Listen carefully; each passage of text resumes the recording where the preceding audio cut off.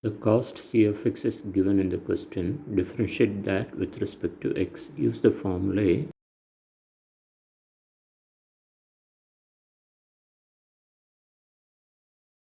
d by dx of x cube is 3x square, d by dx of x square is 2x, d by dx of x is 1. d by dx of 2200 is 0 because 2200 is a constant.